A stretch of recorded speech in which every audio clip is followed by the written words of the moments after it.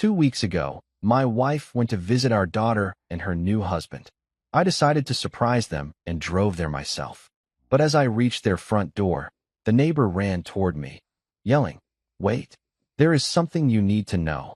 10 minutes later, the police were on the scene. Look, I'm not saying I'm husband of the year or anything, but 2 weeks ago I genuinely thought I was pulling off something straight out of one of those cheesy romantic comedies my wife used to make me watch on Sunday nights. You know, the ones where the guy shows up unexpectedly with flowers or a puppy, and everyone cries happy tears while some acoustic guitar plays in the background. Yeah, that was supposed to be me. Spoiler alert, I'm an idiot. So here's how it went down. My wife Marlene, beautiful woman, been married to her for 23 years, thought I knew her pretty damn well. Tells me she's planning to spend the weekend with our daughter Riley and Riley's new husband Blake.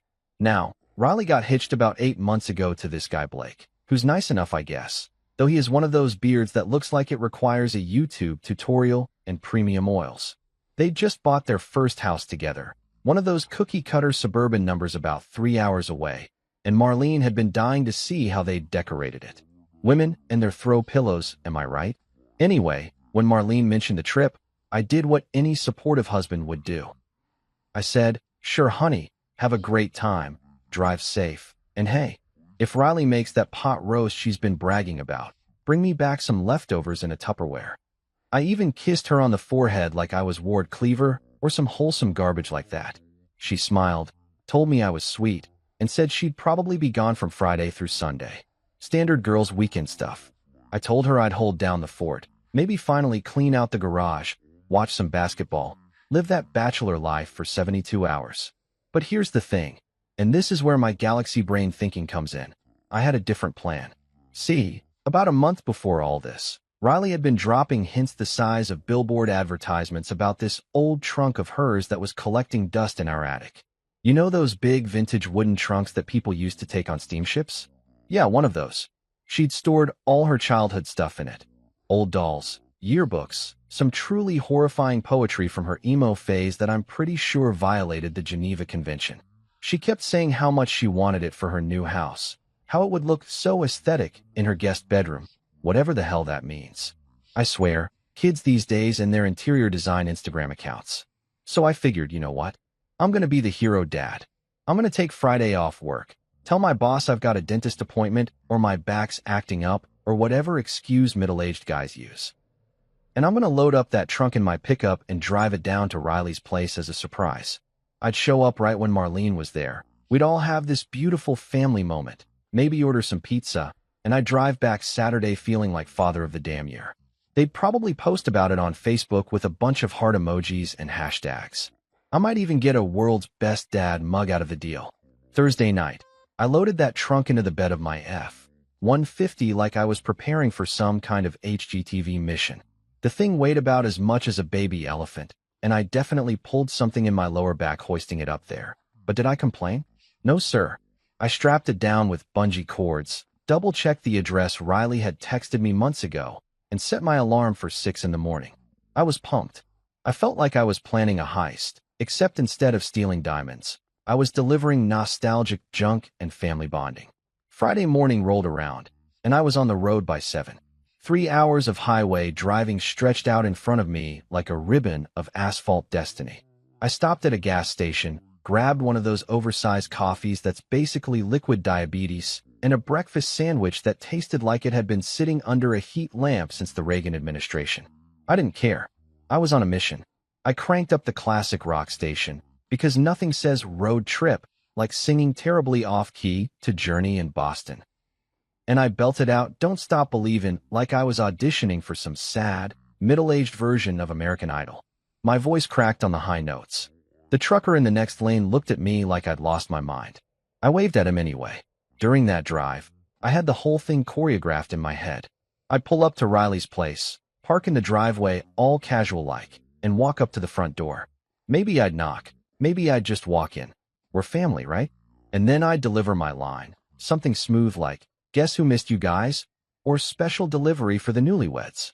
Marlene would gasp, Riley would squeal, Blake would probably do that bro handshake thing guys do, and we'd all laugh about what a thoughtful surprise it was. Maybe Riley would make coffee.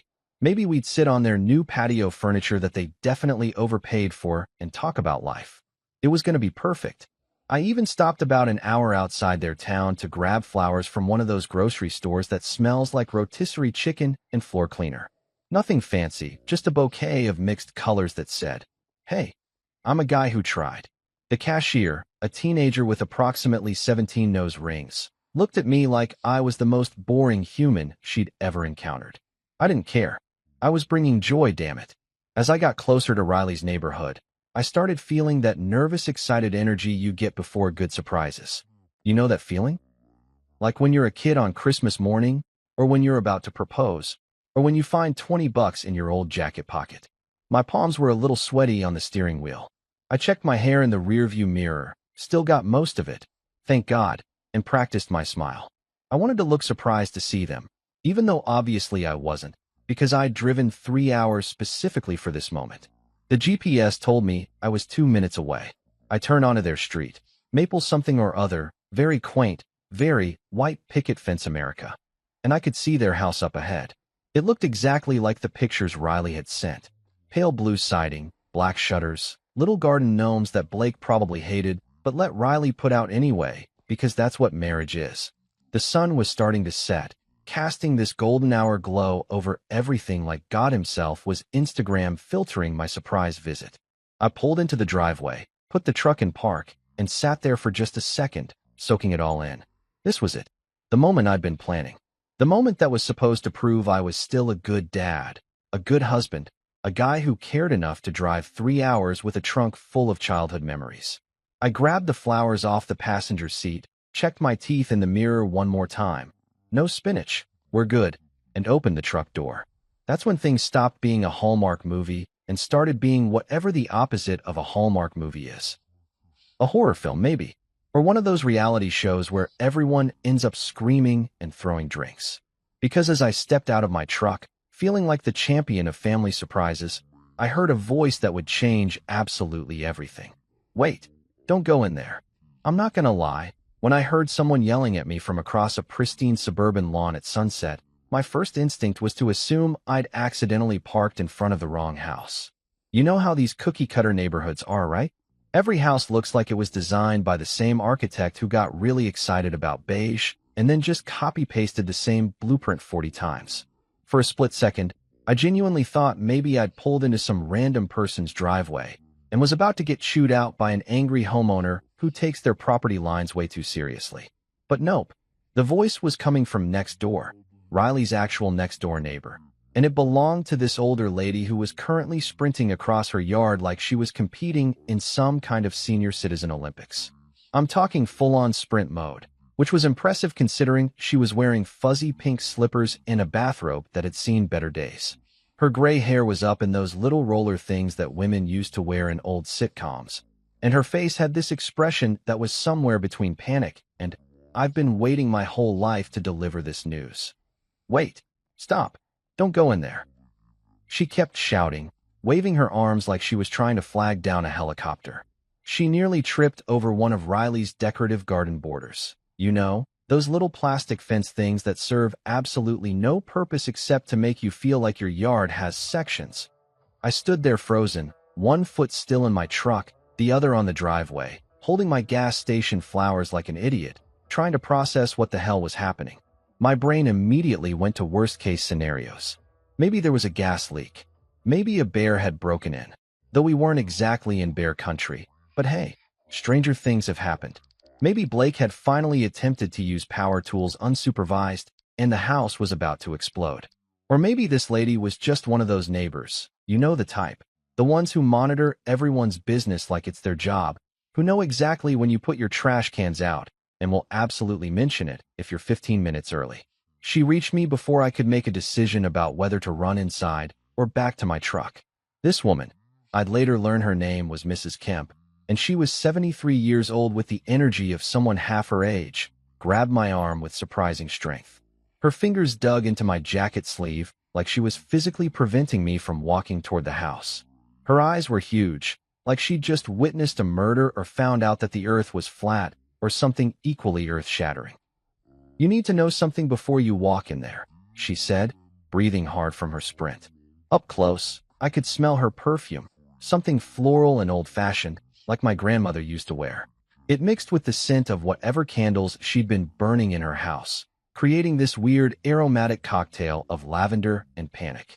I let out this nervous laugh, the kind you do when you're not sure if someone's joking or having a medical emergency. Okay, well, you're freaking me out a little bit here, I said, trying to sound casual even though my heart was starting to beat faster. Let me guess, Blake finally learned how to use the grill without calling the fire department? Or did Riley adopt another cat without telling anyone? See, Riley had this habit of collecting strays. We'd had this ongoing family joke about it. So part of me, the optimistic, stupid part, thought maybe this was about something harmless. Mrs. Kemp's face didn't change. If anything, she looked more serious. She glanced back at Riley's house, then at me, then back at the house, like she was checking to make sure we weren't being watched. "It's not about your daughter," she said, and her voice dropped to this low, grave tone that people use when they're about to tell you someone died. "It's about your wife." The flowers suddenly felt heavy in my hand. "My wife? Marlene? What about her?" Mrs. Kemp squeezed my arm tighter. "I was definitely going to have a bruise there tomorrow." "She's not here to visit your daughter," she said, and then she paused like she was in some kind of soap opera, waiting for the dramatic music to kick in. "She's here with another man." You know that feeling when someone says something so ridiculous that your brain just kind of short-circuits? Like when someone tells you they don't like pizza or that they think the Earth is only 6,000 years old. That's exactly what happened. I stood there, mouth probably hanging open like a dead fish, trying to process the words that had just come out of this bathrobe-wearing stranger's mouth. "She's here with another man." The sentence didn't even make sense. It was like she'd told me in Swedish or something. "I'm sorry, what?" I managed to say, and I heard my own voice crack a little. The smile I'd been wearing, the dopey, excited, surprise visit smile, slid off my face so fast it probably left skid marks. "What do you mean, another man? Like a contractor? A real estate agent? What are you talking about?" Mrs. Kemp's expression shifted from panic to sympathy, which was somehow worse. Panic I could handle. Sympathy meant something was actually, genuinely wrong. "A man," she repeated, slower this time, like I was hard of hearing or particularly dense. "Not your son-in-law. Not a relative. A man she's been staying here with. Your daughter and Blake haven't been home all week. I thought you knew." I thought. She stopped herself, seemed to realize something. "Oh God, you didn't know, did you?" The driveway felt like it was tilting. I looked down at the flowers in my hand. Cheap mixed bouquet from a grocery store, already wilting a little bit, and suddenly they seemed like the dumbest purchase in human history. My mouth was dry. My tongue felt like sandpaper. That's impossible," I said, but even as the words came out, I knew they sounded weak. Unconvincing. "Marlene's here to see Riley. They're having a girls' weekend. She told me." Come inside," Mrs. Kemp interrupted, tugging on my arm now, pulling me toward her house instead of Riley's. "Come inside, dear. You'll want to sit down for this. I'll make you some tea, or something stronger. Do you drink?" "I have bourbon. My late husband's bourbon." "You look like you need bourbon." I should have run.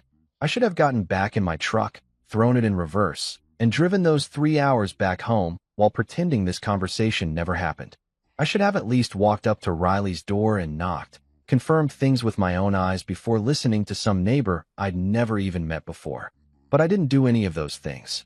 Because deep down, in that awful gut-feeling place where you know things before your brain wants to admit them, I knew Mrs. Kemp was telling me the truth. So I followed her. I let this 73-year-old woman in a bathrobe and slippers lead me across her lawn, up her porch steps, and into her house that smelled like mothballs and cinnamon candles and the kind of old-person potpourri you can't buy anymore.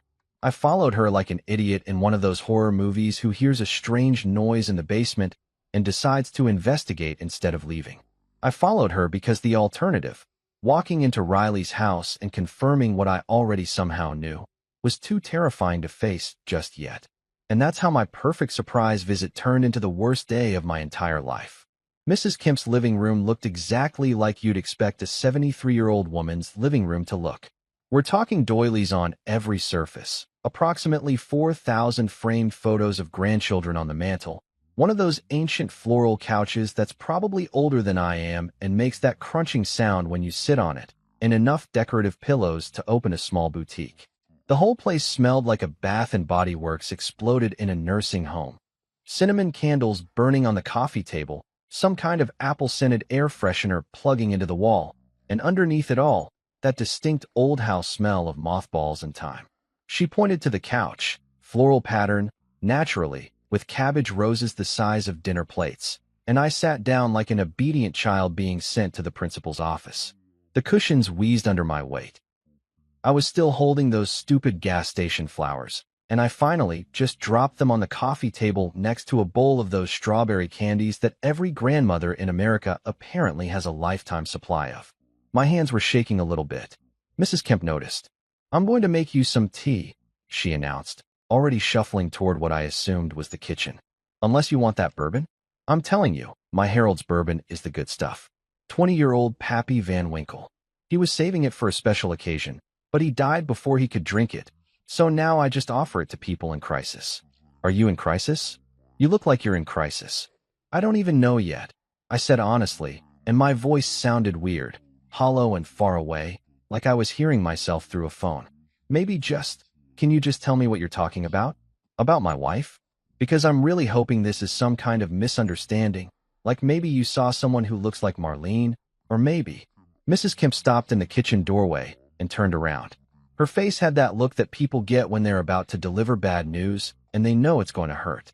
"Honey, I've lived next door to your daughter for 8 months. I've met your wife 3 times. I know what she looks like. And I'm telling you, she's been at that house since Wednesday with a man who is definitely not you and definitely not Blake." "Wednesday? That was 2 days ago." Marlene had told me she was leaving Friday morning, which meant she'd lied about when she was even going. I felt something cold settle into my stomach, like I'd swallowed ice. "Describe him," I said, and I don't know why that was my first question, but it was. "The guy? What does he look like?" Mrs. Kemp came back into the living room, forget the tea, apparently, and sat down in an armchair across from me that matched the couch. She folded her hands in her lap, like she was about to give testimony in court. Tall, maybe 6 feet. Gray hair, very distinguished looking.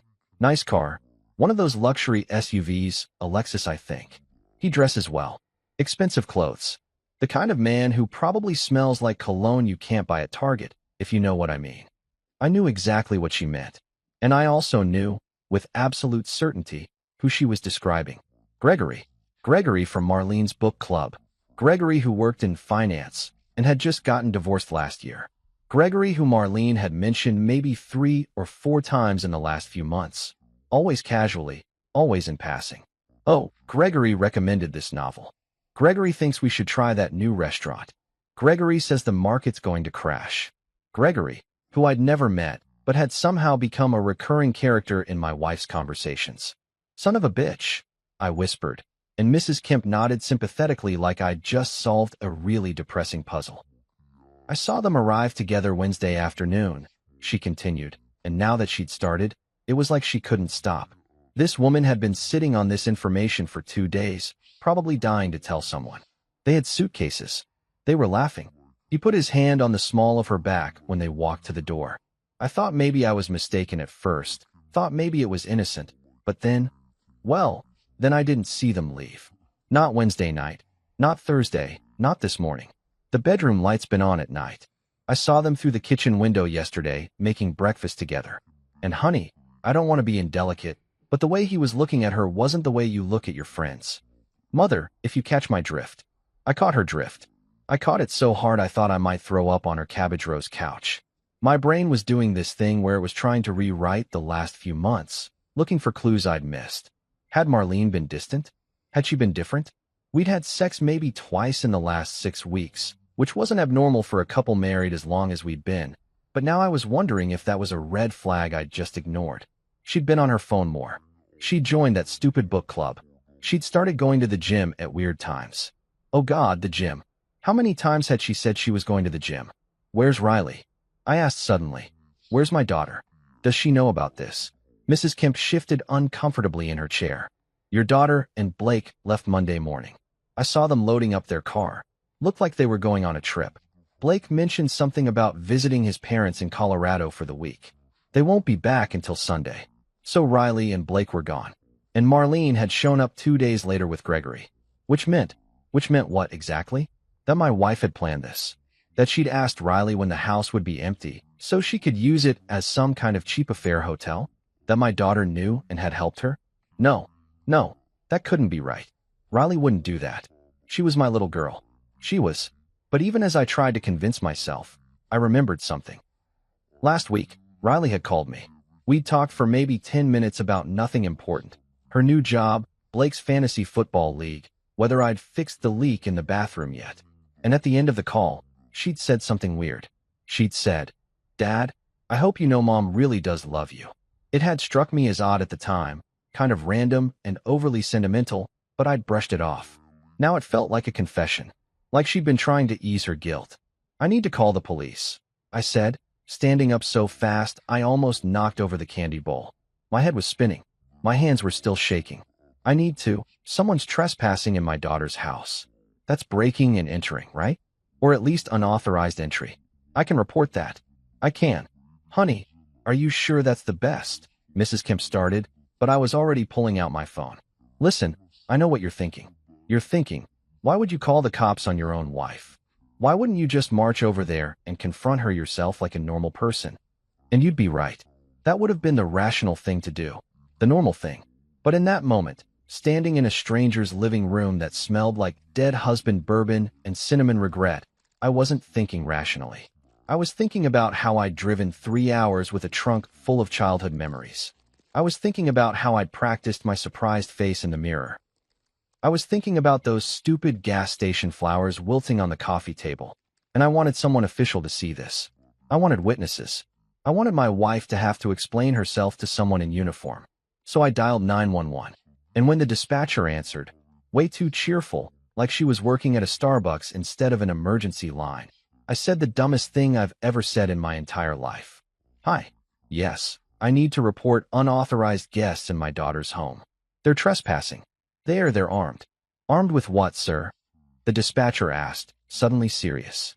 I paused, looked at Mrs. Kemp, who was staring at me with her mouth open, looked out the window at Riley's house, where my wife was presumably still cozied up with Gregory the finance guy.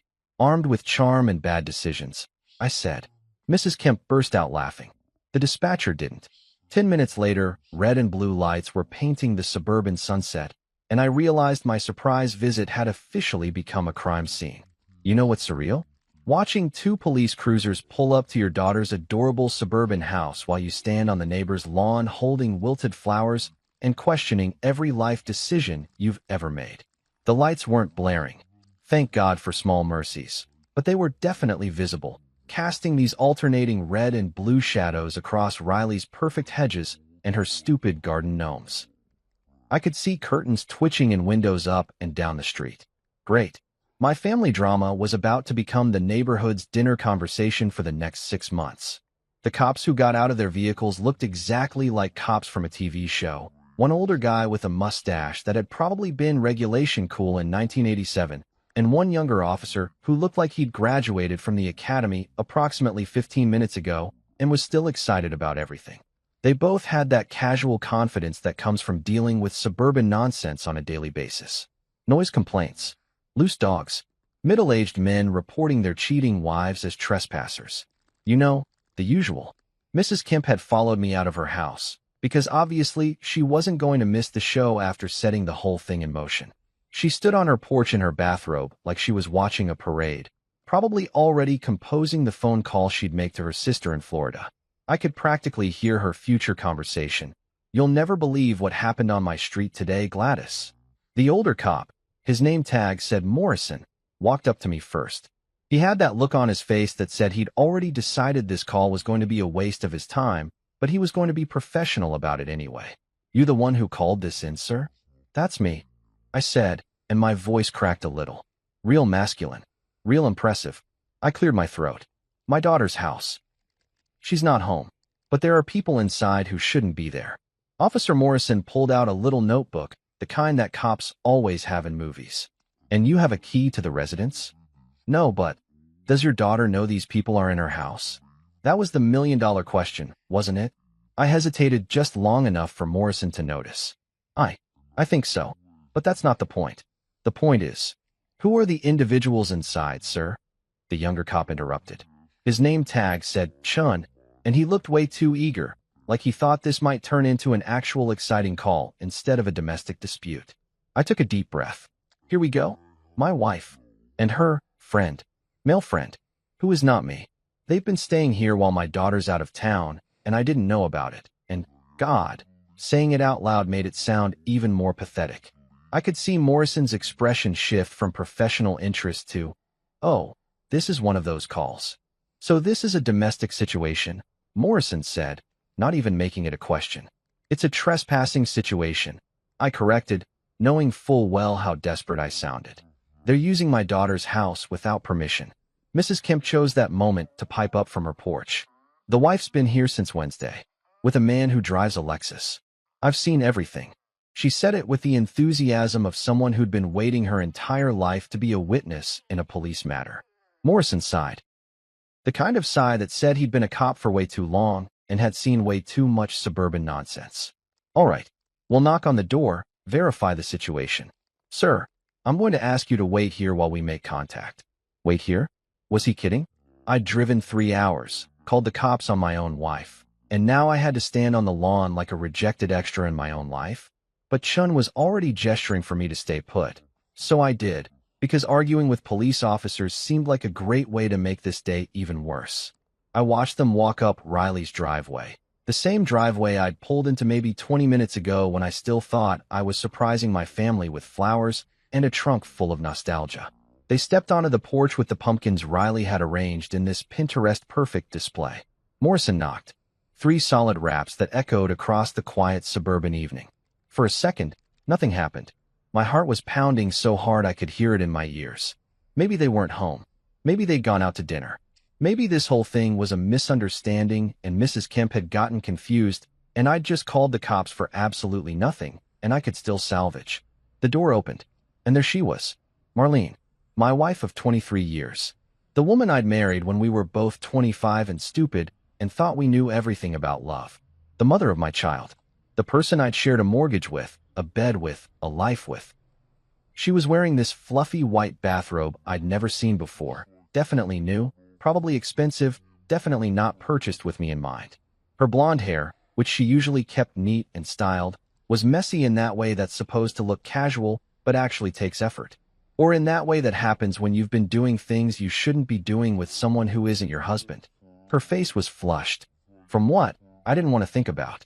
And when she looked at the cops, she had this expression of mild confusion, like they'd interrupted her watching Netflix or something equally innocent.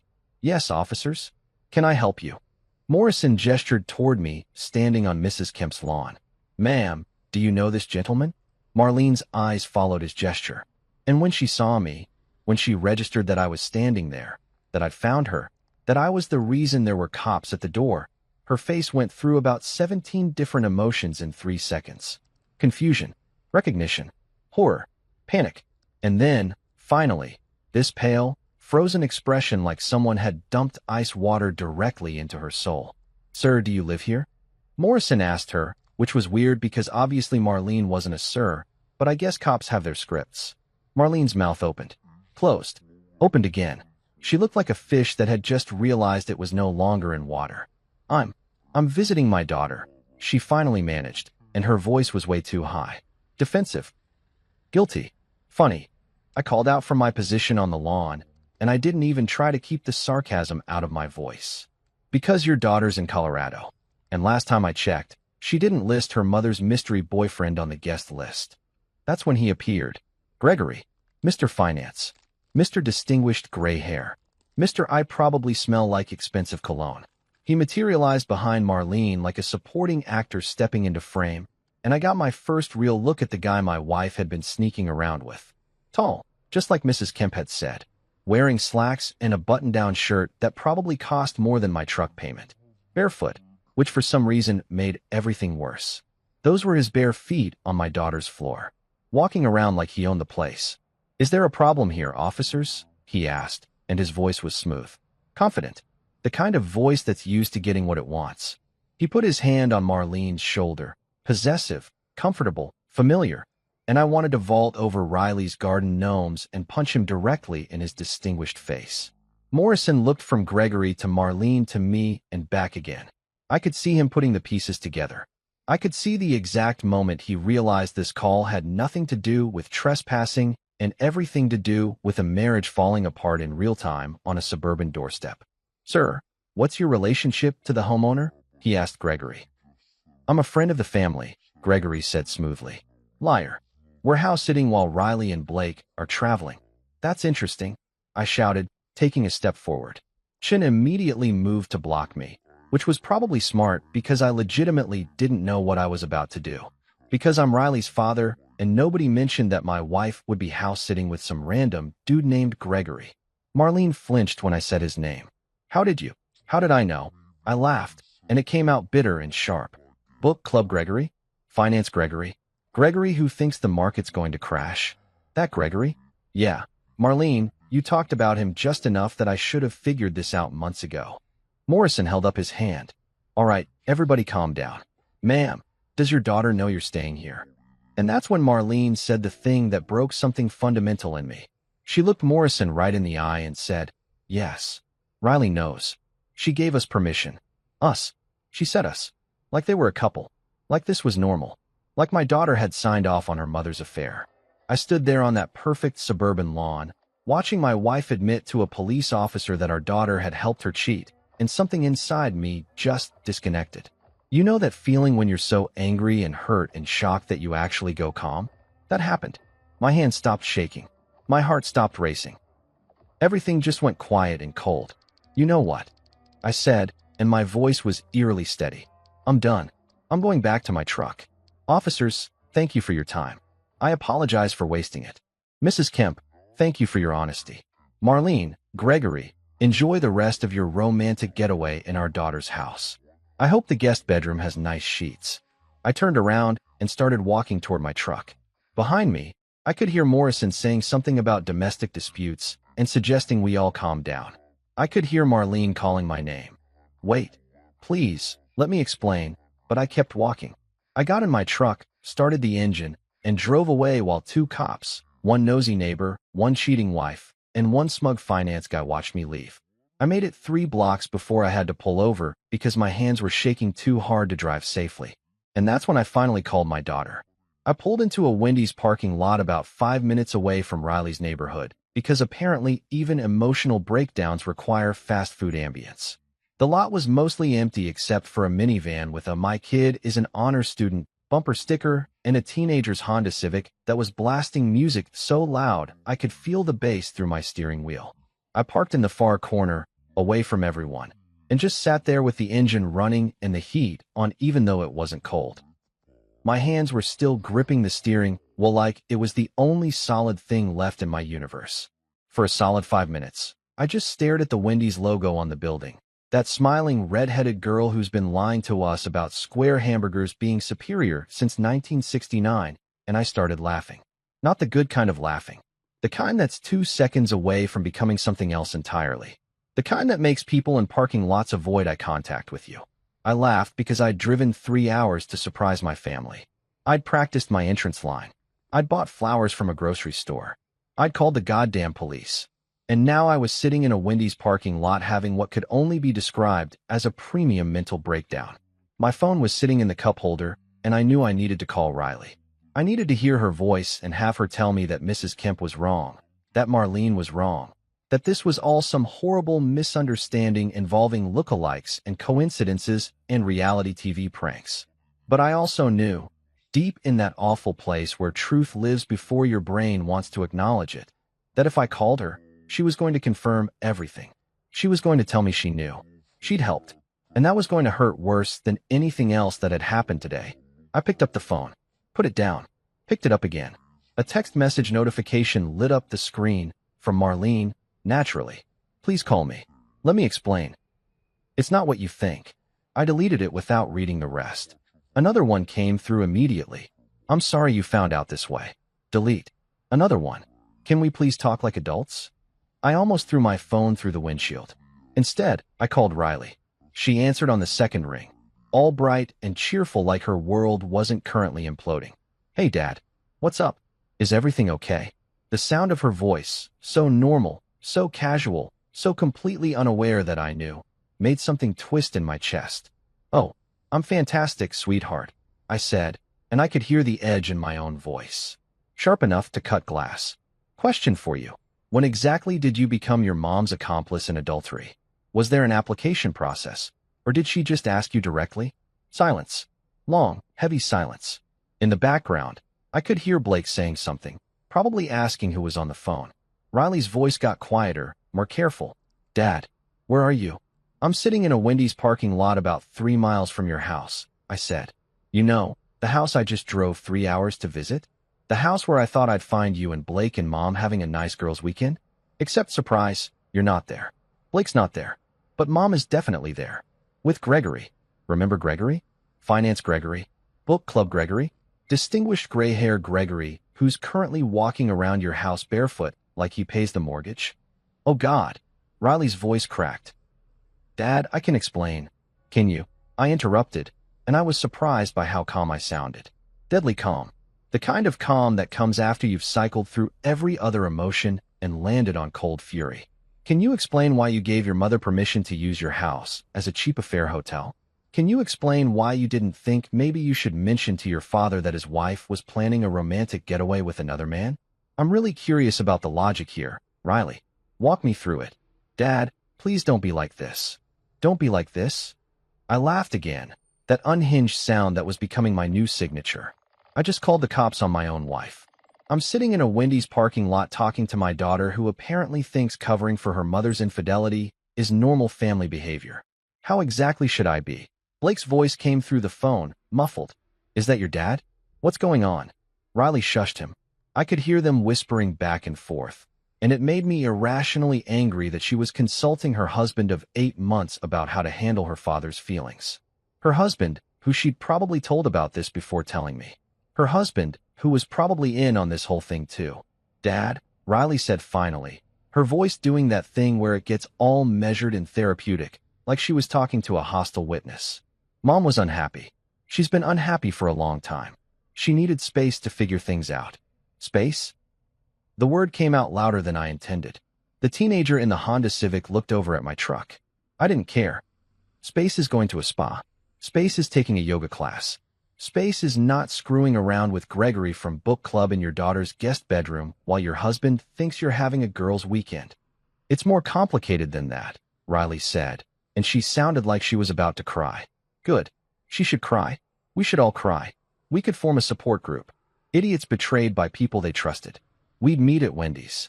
Complicated, I repeated. Right. Here's what's not complicated. Your mother lied to me. You helped her lie to me. And now I'm the bad guy for being upset about it? That's not complicated, Riley. That's just shitty. She didn't want to hurt you. Riley tried. Which might be the dumbest thing anyone had said to me all day. And that's including Gregory asking if there was a problem when the cops showed up. Well, she failed spectacularly at that, didn't she? I could feel my throat getting tight. And you're my daughter. You're supposed to be on my side. You're supposed to tell me when something like this is happening, not give her the spare key and wish her a nice time committing adultery. I'm not on anyone's side. Riley's voice rose. This isn't about sides. Mom needed support, and I needed support? I was yelling now. Full volume. The Honda Civic kid was definitely watching. I'm her husband. If she needed support, maybe she should have talked to me. If she was unhappy, maybe we could have gone to counseling.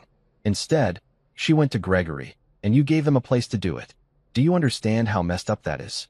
Riley was crying now. I could hear it in her breathing. Part of me, the dad part, the part that had held her when she was 5 and fell off her bike, wanted to apologize. Wanted to say it was okay, we'd figure it out. I wasn't actually mad at her. But the rest of me, the part that had just watched his entire life explode on a suburban doorstep, was too angry to care. Dad, please, she sobbed. I didn't know what to do. She begged me not to tell you. She said she needed time to think. I thought maybe they'd figure out it was a mistake, and it would end, and you'd never have to know. I was trying to protect you. Protect me. I laughed, bitter and sharp. You were protecting her, Riley. Not me. Her. And you know what the worst part is?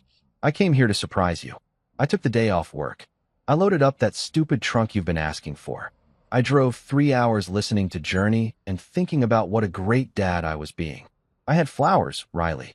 Gas station flowers. And instead of getting to see my daughter, I got to watch my wife open the door in a bathrobe she bought to impress another man. Silence on the other end. Just crying. Blake was saying something soothing in the background. I wondered if this was the first time Riley had really understood what she'd done. I wondered if she'd convinced herself this was somehow noble, helping her mother find herself, or whatever therapy speak she'd used to justify it. I need to go, I said finally, suddenly exhausted.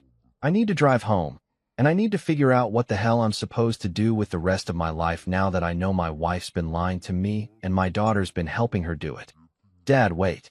I hung up, turned off my phone completely, sat there in the Wendy's parking lot while the sun finished setting and the sky turned that ugly gray-purple color that happens right before it gets completely dark. My reflection in the rearview mirror looked like a stranger, older, tired, defeated. I looked like a man who'd just lost a fight he didn't even know he was in. Eventually, I started the truck and got back on the highway heading home. 3 hours in reverse. 3 hours to replay every conversation I'd had with Marlene in the last 6 months, looking for signs I'd missed. 3 hours to wonder how long this had been going on. 3 hours to realize that Gregory probably wasn't the first. That book club probably wasn't just book club. That all those gym visits and girls' nights and late work meetings were probably exactly what I'd been too stupid to suspect. Around hour 2, I started laughing again. Not the breakdown kind this time. The bitter, accepting kind. Because I'd spent the entire drive down here singing Don't Stop Believin' at the top of my lungs, feeling like the world's best surprise dad. And now I was driving home in complete silence, feeling like the world's biggest idiot. I stopped at a gas station about an hour from home. Got more coffee I didn't need. The cashier asked if I was okay. I said, sure, just found out my wife's cheating on me, my daughter's helping her do it, and I called the cops like a psycho instead of handling it like an adult. Living the dream. She gave me the coffee for free and said her ex-husband had done the same thing, except with his secretary, which is apparently very unoriginal. We had a moment of betrayed spouse solidarity over unleaded gas and lottery tickets. By the time I pulled into my driveway, my empty, quiet driveway where Marlene's car should have been but wasn't, it was almost midnight. I sat in the truck for another 10 minutes before I could make myself go inside. The house felt different. Foreign. Like I was trespassing in someone else's life. I went straight to the bedroom, looked at our bed, that bed I'd shared with Marlene for over 2 decades, and decided I'd be sleeping on the couch from now on.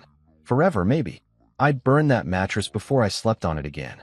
I grabbed a pillow and a blanket, went to the living room, turned on the TV to some late-night talk show I didn't care about, and lay there staring at the ceiling. My phone was still off. Somewhere, Marlene was probably panicking. Riley was probably guilt-spiraling. Gregory was probably Googling how to calm down someone else's angry husband. And me? I was thinking about how I'd rehearsed my entrance line in the truck mirror. Guess who missed you? Yeah, guess who was a complete idiot? I didn't sleep that night. Not even close. I lay on my couch, the same couch Marlene and I had picked out together at some furniture store where the salesman had been way too enthusiastic about sectionals, and stared at the ceiling until the sun came up. Somewhere around 4 in the morning, I'd gotten up and made coffee. Even though my hands were shaking so badly, I spilled grounds all over the counter. By the time Monday morning rolled around, I'd consumed approximately 17 cups of coffee, watched infomercials for kitchen gadgets I'd never buy, and made a decision. I wasn't going to be the sad, pathetic husband who begged his wife to come back. I was going to be strategic, calculated. I was going to hit them where it hurt. My phone had stayed off all weekend. I'd ignored the temptation to turn it on approximately 400 times. I knew what would be waiting for me. Voicemails from Marlene, texts from Riley, maybe even a message from Gregory if the guy had the audacity. But I didn't want to hear it. Not yet. First, I needed to talk to someone who could actually help me instead of just offering sympathy and casseroles like this was a funeral. So Monday morning, still wearing the same clothes from Friday because showering had seemed pointless, I called my brother Tim. Tim's a lawyer, not a divorce lawyer. He does corporate law or contract law or some boring thing involving paperwork and billable hours, but he knows people. He's connected. And more importantly, he's my brother, which meant he was contractually obligated to be on my side, even if I'd done something stupid. Which I had. Multiple times. in front of police officers. Tim answered on the first ring. Jesus Christ, I've been trying to reach you all weekend. Marlene's been calling me. Riley's been calling me. What the hell happened? I gave him the abbreviated version. The surprise visit. Mrs. Kemp. Gregory. The cops. The phone call with Riley. By the time I finished, Tim was quiet for a long moment. Then he said, "You called the police on your own wife?" In my defense, I was having what medical professionals would probably classify as a mental breakdown. Fair enough, Tim said, and I could hear him typing on his computer, probably already pulling up contacts. Okay, so here's what you need to do. You need advice or vengeance? Both, I said immediately. I want both. I want her to hurt the way I'm hurting, and I want to make sure she doesn't take everything I own while she's doing it. That's the spirit, Tim said, and I could hear the grim satisfaction in his voice. My brother had never particularly liked Marlene. He'd never said it directly, but there had always been this tension between them, this unspoken judgment. Now he finally got to be right about her. I'm going to set you up with Rebecca Holt. She's a colleague of mine. Well, not exactly a colleague. She works at a different firm, but we've collaborated on cases. She specializes in divorce law, and she's absolutely ruthless. I've seen her eviscerate people in depositions. You'll like her. Does she charge a fortune? Probably. But you're about to take Marlene for everything she's worth, so consider it an investment. Tim set up a meeting for that afternoon. I finally showered, put on actual clean clothes that didn't smell like betrayal in Wendy's parking lot, and drove to Rebecca Holt's office in the city. The building was one of those modern glass structures that screamed, "We bill by the minute, and we're not sorry about it." The lobby had abstract art on the walls that looked like someone had sneezed paint onto a canvas and called it genius. Rebecca's office was on the 14th floor. Her receptionist, a young guy with designer glasses and an attitude that suggested he'd seen enough divorce drama to write a best-selling novel, showed me into a conference room and told me Miss Holt would be right with me. The room had floor-to-ceiling windows overlooking the city, a table that could seat 20 people, and that new furniture smell that rich people apparently prefer to regular air. Rebecca walked in 5 minutes later, and she was exactly what I'd hoped for. Mid-40s, impeccably dressed in one of those power suits that cost more than my monthly mortgage, dark hair pulled back in a style that said, "I don't have time for nonsense," and an expression that suggested she could smell weakness and exploited it for a living. She shook my hand with a grip that could crush walnuts. "Tim tells me you've had an interesting weekend," she said, sitting down across from me and pulling out a legal pad. "Walk me through everything. Don't leave anything out, even if you think it makes you look bad. I need to know exactly what we're dealing with." So I told her. Everything. The surprise visit, Mrs. Kemp's warning, calling 911 like an idiot, watching Marlene open the door in her affair bathrobe, Gregory's barefoot confidence, Riley's confession that she'd helped orchestrate the whole thing. Rebecca took notes in this efficient shorthand that probably spelled, "Your wife is screwed," in lawyer language. When I finished, she looked up from her legal pad and smiled. Not a warm smile. A shark smile. "Okay, here's what we're going to do. We're going to hit her with financial precision. No screaming, no public drama, no showing up at her boyfriend's house with a baseball bat." I wasn't going to. Yes, you were thinking about it. Everyone thinks about it. Don't. It's satisfying for 30 seconds and expensive for 30 years. She flipped to a new page on her legal pad. "What we're going to do is go through every single financial record you have access to. Credit cards, bank accounts, joint savings, everything. We're going to document every penny she spent on this affair, and then we're going to make her pay for it." Literally. Over the next 2 hours, Rebecca walked me through the strategy. We'd file for divorce immediately, citing adultery, which in our state actually mattered for asset division. We'd subpoena her credit card records and bank statements. We'd document the timeline of the affair based on receipts and transactions. We'd prove that she'd been using marital funds, my money I'd earned working 60-hour weeks at a job I hated, to finance her romance with Gregory, the distinguished finance guy. "Here's what usually happens in these cases," Rebecca explained, clicking through something on her laptop and turning it around to show me spreadsheets that made my head hurt. "The cheating spouse thinks they're being careful. They think they're covering their tracks, but they always slip up. Hotel stays on the joint credit card. Jewelry purchases they claim are for themselves, but are actually gifts for the affair partner. Restaurant bills that are way too expensive for lunch with the girls. We find it all, and then we use it to absolutely destroy them in court. I pulled out my phone, finally turned it back on, and immediately regretted it when I saw 63 missed calls and about 100 text messages, and logged into our joint bank account. Rebecca watched over my shoulder as we scrolled through the last 6 months of transactions. And holy hell, she was right. There it was. All of it. Hotel stays in the city on weekends when Marlene claimed she was at book club retreats. Charges to expensive restaurants I'd never been to. A jewelry purchase from Tiffany's for $2,000 that I definitely never received the benefits of. What's this one? Rebecca asked, pointing at a charge from 3 months ago. The Ritz-Carlton, Friday through Sunday. $500 a night. She told me she was at a scrapbooking convention, I said, and even saying it out loud made me realize how stupid I'd been. A scrapbooking convention at the Ritz-Carlton. And I believed her. Rebecca made a note. We're going to call it marital asset misuse in the filing. The judge is going to love this. We went through everything. Every suspicious charge, every weekend getaway, every piece of jewelry that had mysteriously appeared in Gregory's life instead of mine. By the end of it, we documented approximately $35,000 in affair-related expenses over the last 8 months.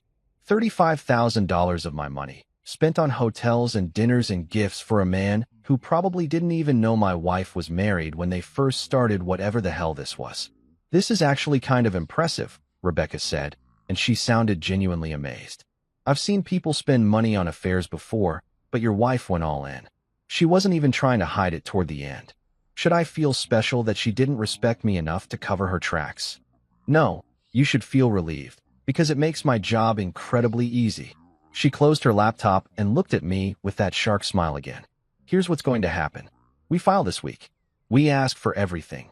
The house, the majority of savings, compensation for the marital funds she misused.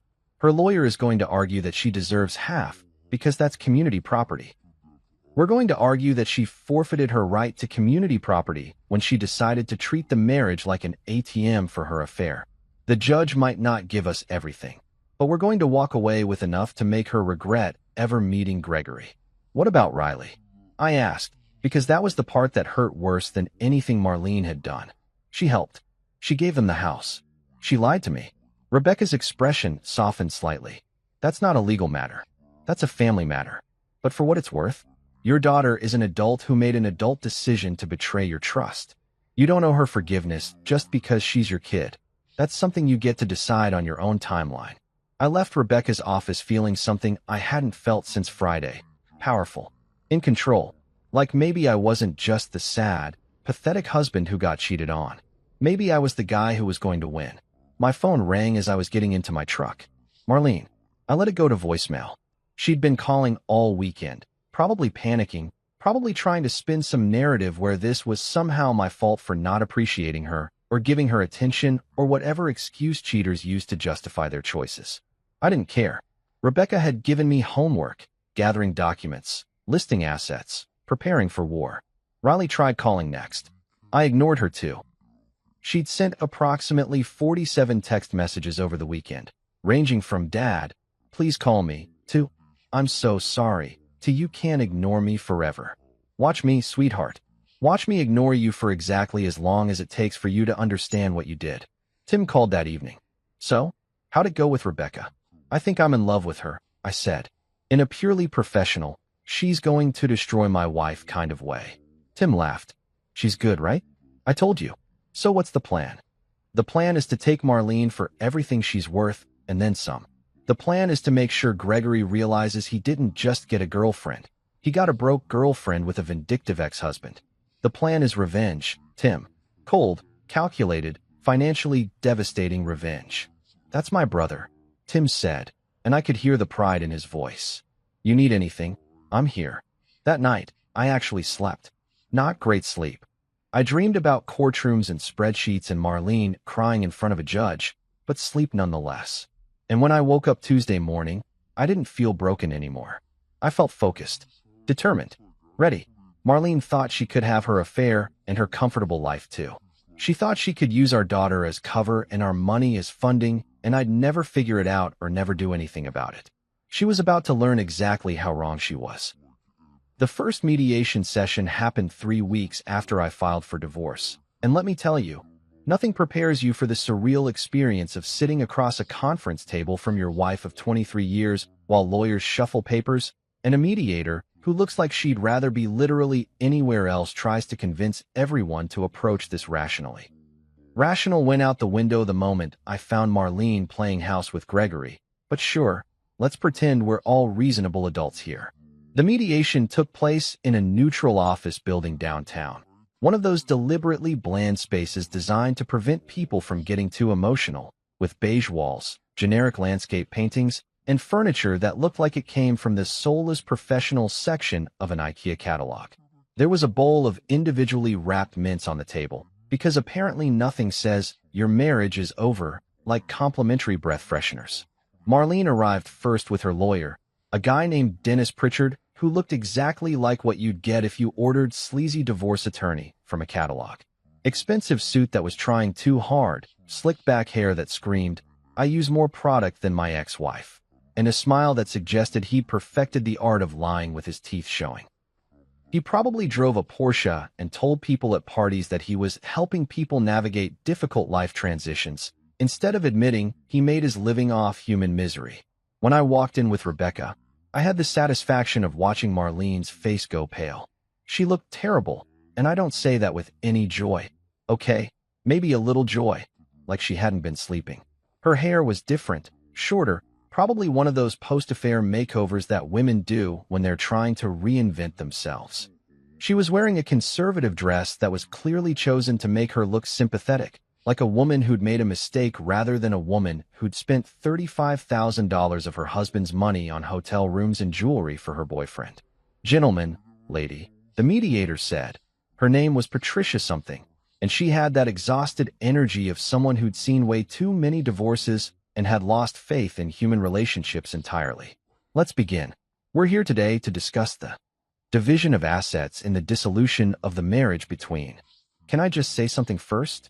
Marlene interrupted, and her voice was shaky. "Oh, here we go. The performance. Dennis probably coached her on this. Look vulnerable. Look hurt. Make yourself the victim." Patricia sighed. "Mrs. I just want him to know that I never meant to hurt him," Marlene continued, and her eyes were already welling up with tears. Premium quality tears, the kind that come with months of practice. This wasn't about him. This was about me finding myself, about feeling alive again, about spending my money on hotel rooms. I interrupted, because I wasn't about to sit through this script. Rebecca put a hand on my arm. The universal lawyer gesture for, "Shut up and let me do my job," but I was on a roll. About lying for 8 months? About using our daughter as an accomplice? Which part of that was about finding yourself? Exactly. Dennis jumped in, all smooth and professional. "My client acknowledges that mistakes were made." "Mistakes?" I laughed, and it came out harsh. "Mistakes are forgetting to pick up milk at the store. Mistakes are accidentally recording over someone's favorite show. Having an affair and funding it with marital assets isn't a mistake. It's a choice. Multiple choices. Hundreds of choices over 8 months. Rebecca squeezed my arm harder. Message received. I leaned back in my chair and let her take over, which was what I was paying her an obscene amount of money to do. My client is seeking full ownership of the marital home, 65% of joint savings accounts, and compensation for the documented misuse of marital funds during Mrs. Marlene's extramarital affair, Rebecca said, sliding a folder across the table to Dennis. "You'll find detailed financial records in there. Hotel charges, restaurant bills, jewelry purchases, all using joint accounts, all during the course of the affair." Dennis opened the folder, and I watched his face as he flipped through the pages. To his credit, he kept his expression neutral, but I could see the moment he realized how screwed his client was. This wasn't a he said she said situation. This was a paper trail situation. This was a your client spent enough on her boyfriend to buy a decent used car situation. Marlene was crying now.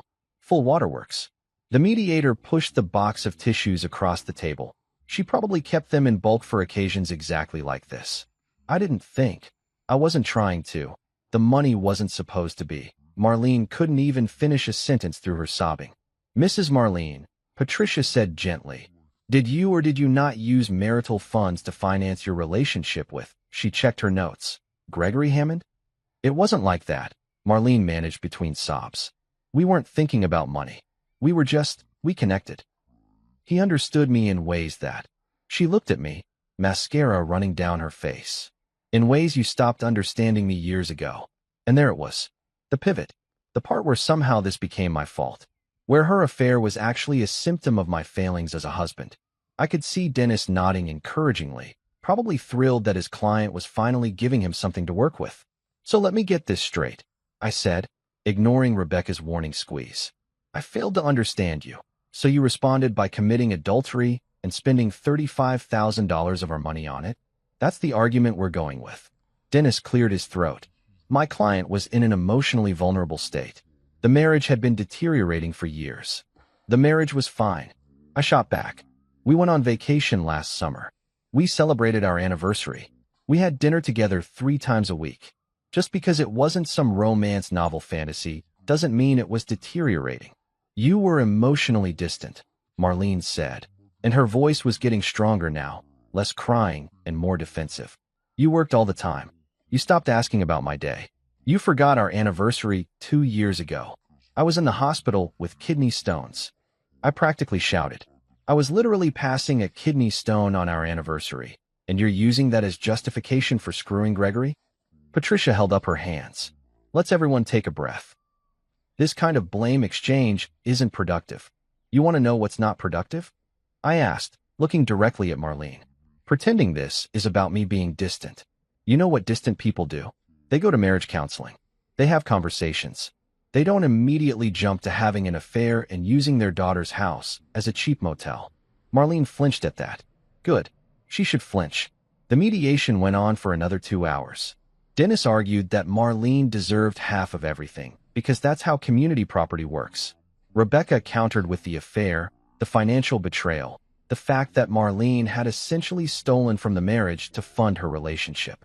Patricia tried to find middle ground, suggesting various division scenarios that neither side was happy with. When Dennis demanded Marlene get half the house, I lost it again. You didn't even like that house. I said to Marlene, you complained about it constantly. You said the kitchen was too small.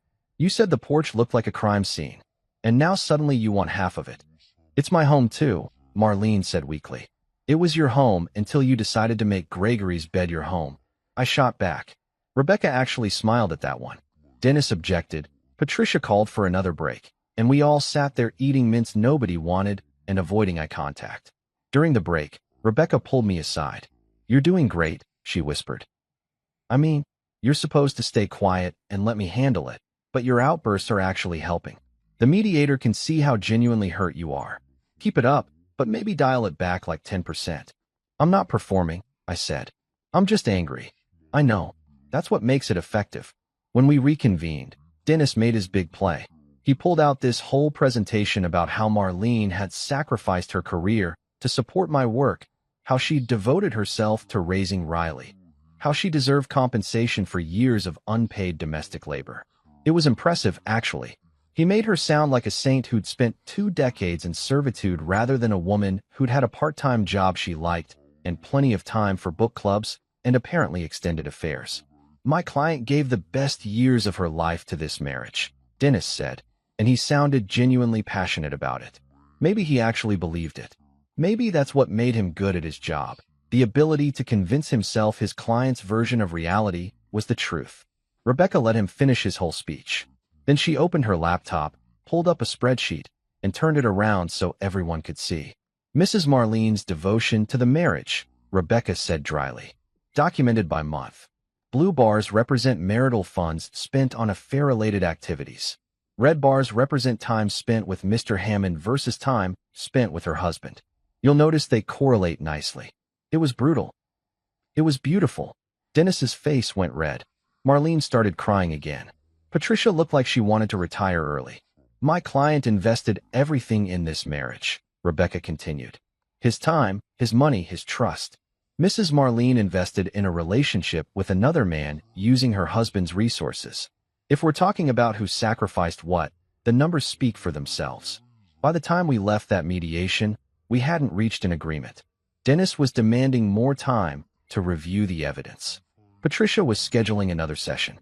Marlene was crying in the parking lot, probably calling Gregory to tell him how mean I was being. And me?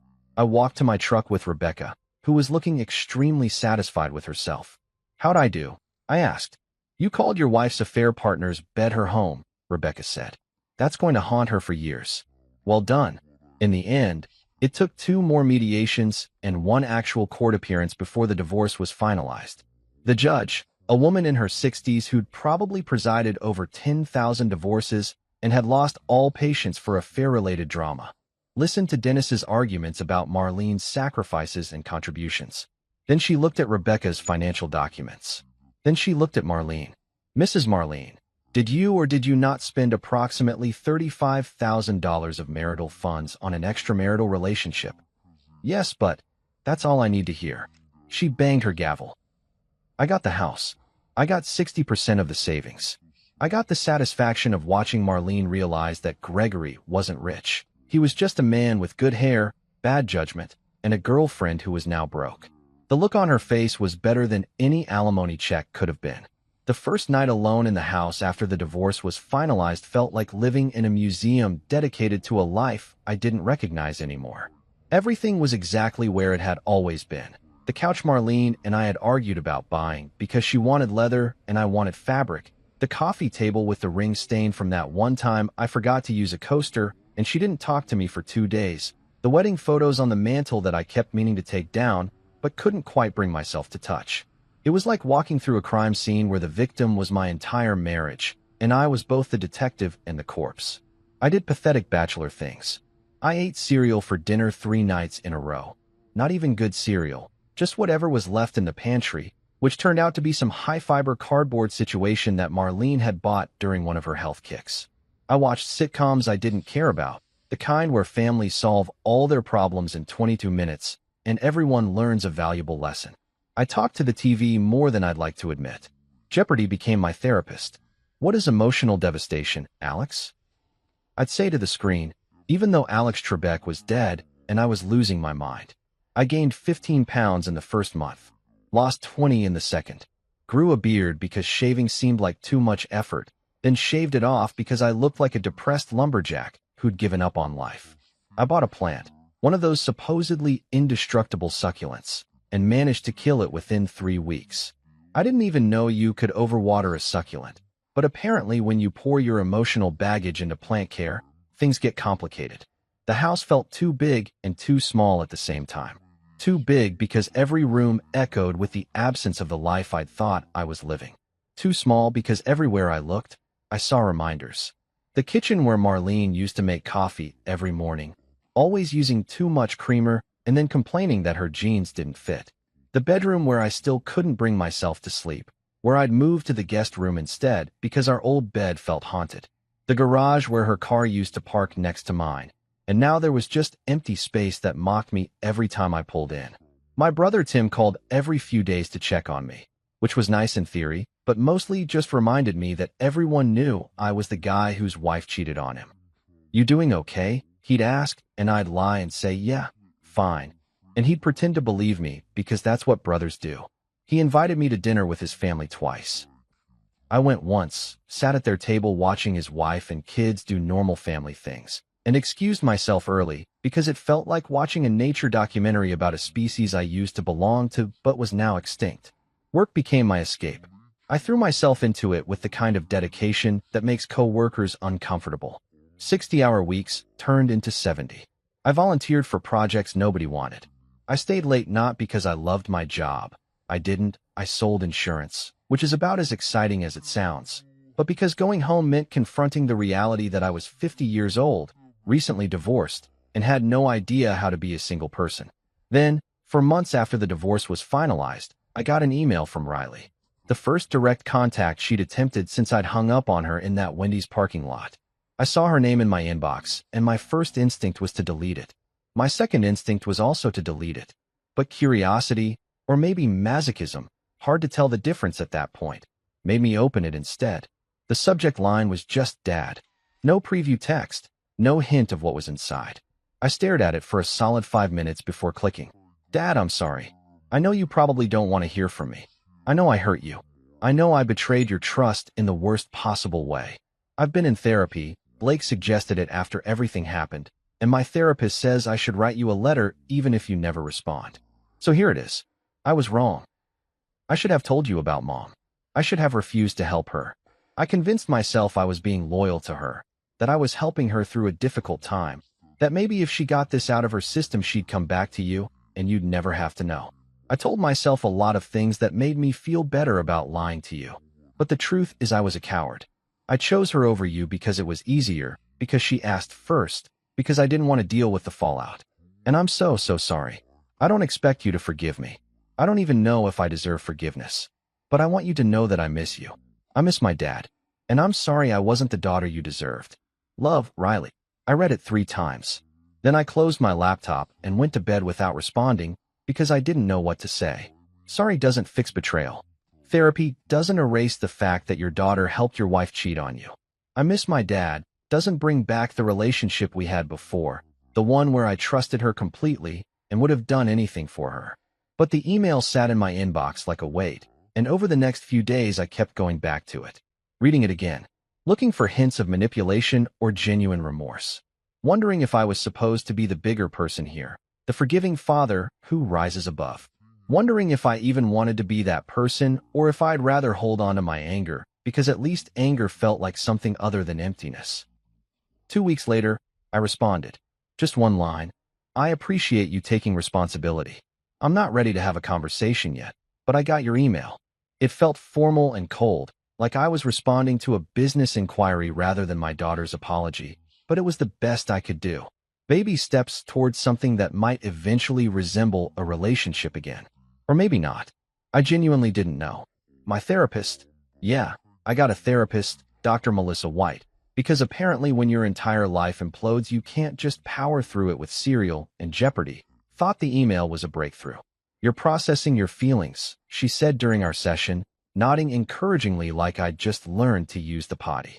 You're allowing yourself to sit with the complexity of forgiveness versus self-protection. I'm not forgiving her, I clarified. I didn't say you were. I said you're processing. Dr. White had this infuriating habit of making everything sound therapeutic even when it was just me being angry. Tell me, how does it feel to have acknowledged her apology? Like I opened a door I'm not sure I want to walk through. That's very insightful. You say that about everything. Because you're being insightful about everything. You just don't give yourself credit. Therapy was weird. I'd resisted it at first because I'm from the generation that thinks therapy is for people who can't handle their problems, not for insurance salesmen going through messy divorces. But Tim had insisted, Rebecca had recommended it, and eventually I'd run out of excuses. Dr. White's office smelled like lavender and had too many plants, all of them alive, which felt like a personal attack given my succulent situation. She had one of those faces that made you want to tell her things, which I guess is the job requirement for therapists. Let's talk about bitterness, she said during one session, after I'd spent 20 minutes ranting about how Marlene was apparently doing great, according to Tim, who'd heard from someone who'd seen her at the grocery store looking happy and well-adjusted. What about it? I asked. I'm bitter. Seems appropriate given the circumstances. Bitterness is understandable, Dr. White agreed. But it's also corrosive. It hurts you more than it hurts anyone else.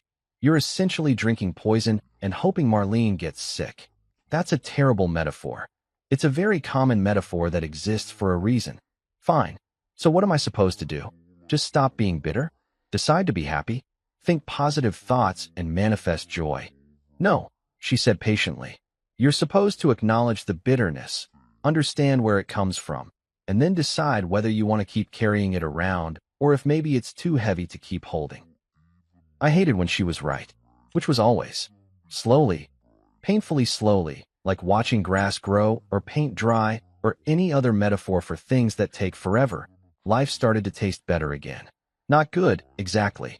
Not like it had been before, but less awful.